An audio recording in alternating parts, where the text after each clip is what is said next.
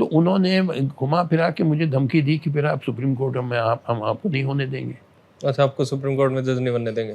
क्योंकि वो भी पावर में थे अलोंग विद कांग्रेस। वो यूपीए गवर्नमेंट में DMK was a big party in alliance, coalition government थी। मैंने कहा देखिए मैं अपनी ड्यूटी करूंगा यहाँ की, जिस हाई कोर्ट में भेजा गया, आप मुझे सुप्रीम कोर्ट जाने दें या न जाने दें, I am not bothered, but I will do my duty to this high court where I have been sent. तो फिर ये किया आपने? अब ये तो एक बात बताओ, नेपोलियन ने एक बड़ी खूबसूरत बात कही है। नेपोलियन ने कहा कि ताउम्र गरीब रहने का एक सबसे पक्का तरीका है कि आप ईमानदार रहिए, ठीक है? कि ताउम्र आप गरीब रहोगे आप अगर आप ईमानदारी के ऊपर चले हो। तो अब आपके पास पैसे खत्म नहीं होते अगर आप कुछ पैसे कमा लेते तब।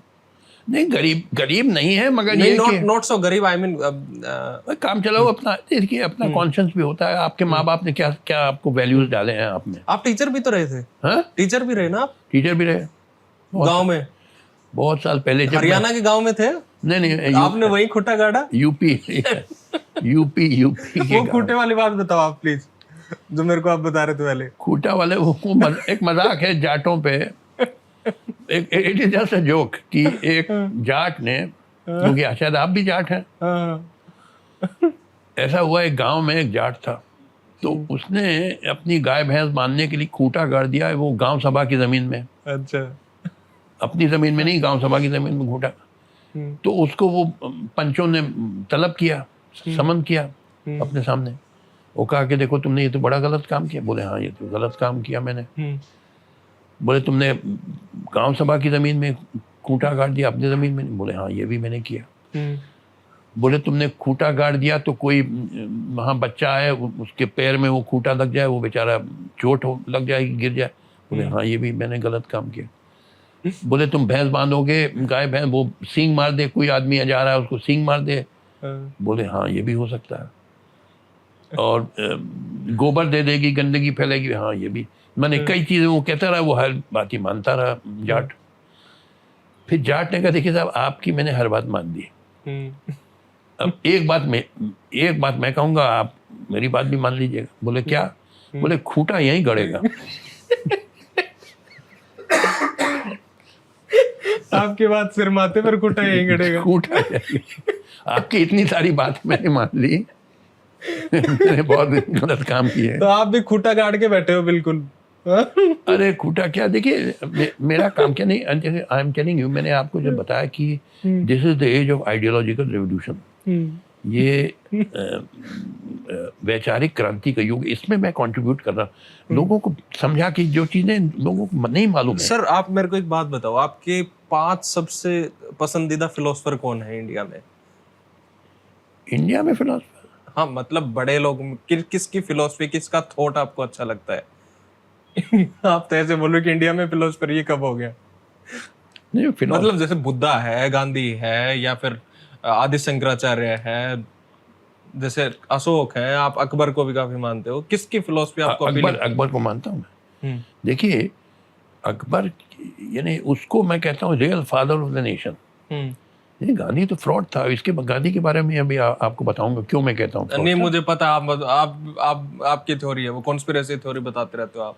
नहीं मैं बताऊंगा, मगर अकबर की मैं बताऊं। देखिए अकबर ने ये पाया कि ये मुल्क में डाइवर्सिटी बहुत है, इतनी मजहब, इतनी जातियां, इतने भाषाएं, इतने तौर तरीके, कस्टम्स, तो एक ही तरीका है सबको बराबर इज्जत दो। तो उसकी अकबर ने पॉलिसी, उसने 2 पॉलिसी थी। एक तो दीन इलाही उसने कॉमन रिलीजन बनाने की कोशिश करी, वो तो फेल हो गई, दीन इलाही वो तो फेलियर। मगर जो दूसरी पॉलिसी थी उसका नाम था सुलह-ए-कुल, कि सब रिलीजन और कम्युनिटीज को बराबर इज्जत दो, रिस्पेक्ट दो। उसका नाम है सुलह-ए-कुल। आपने सुना ही नहीं होगा। सुना है मैंने, बिल्कुल सुना है। जिसका तो मतलब ये अब मेरी बात सुनो, आप ऐसे बेइज्जत कर देते हो सामने वाले को, आपने सुना ही नहीं होगा। 90% की आप चलिए आपने सुन लिया, अदरवाइज कितनों ने सुना। ये गधों का मुल्क है, ये जाहिलों का मुल्क है हिंदुस्तान, पाकिस्तान। ये समझदार लोगों का मुल्क है ये जाहिल। मैं तो कहता हूँ मैं जैसे एक टापू पे रह रहा हूँ, समुंदर भर जाहिलों गधे हैं, पूरे समुंदर भरा, उनके बीच में मैं रह रहा हूँ, किसी तरीके से चला रहा हूँ। ये हकीकत है। देखिए मैं आपको एक एग्जांपल दूं, एक सुनिए, एक बड़ा मजेदार एग्जांपल। मुझे बुलाया गया देहरादून यूनिवर्सिटी में एक टॉक देने कॉन्स्टिट्यूशन पे। आज से 3-4 साल पुरानी बात है। आप यूट्यूब पे देख लीजिए, जस्ट टाइप करिए जस्टिस काटजू। मैंने देखा था। अच्छा सुनिए, तो देहरादून यूनिवर्सिटी, तो वो जो हॉल था जहाँ ये फंक्शन हुआ, वो 300-400 सीट्स थी, बहुत बड़ा हॉल था। अच्छा, खचाखच भरा था, और कई लोग खड़े थे। अच्छा, फ्रंट रो पे प्रोफेसर्स थे, कोई हार्वर्ड यूनिवर्सिटी की पीएचडी लिए, कोई येल की, कोई लंदन स्कूल ऑफ इकोनॉमिक्स से पीएचडी, बढ़िया सूट टाई पहने, और लेडी प्रोफेसर रंगीन साड़ियाँ वगैरह फ्रंट रो पे।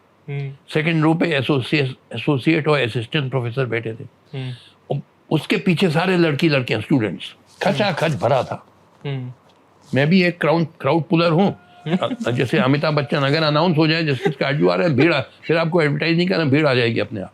अच्छा सुनिए, तो मैंने बहुत सारी चीजें कही जो आप करीब 35-40 मिनट का मेरी स्पीच है, वो आपको यूट्यूब में मिल जाएगी। देखा मैंने, सुनी। अब सुनिए एक चीज जो मैंने कही उसमें, मैंने कहा ये लोग जो फ्रंट रो पे बैठे हैं, आपके प्रोफेसर, कोई अमेरिका के पीएचडी लिए, लंदन से पीएचडी ली, Harvard, London School of Economics, 2 minute में ये साबित कर दूंगा कि इनके खोपड़े में गोबर भरा है।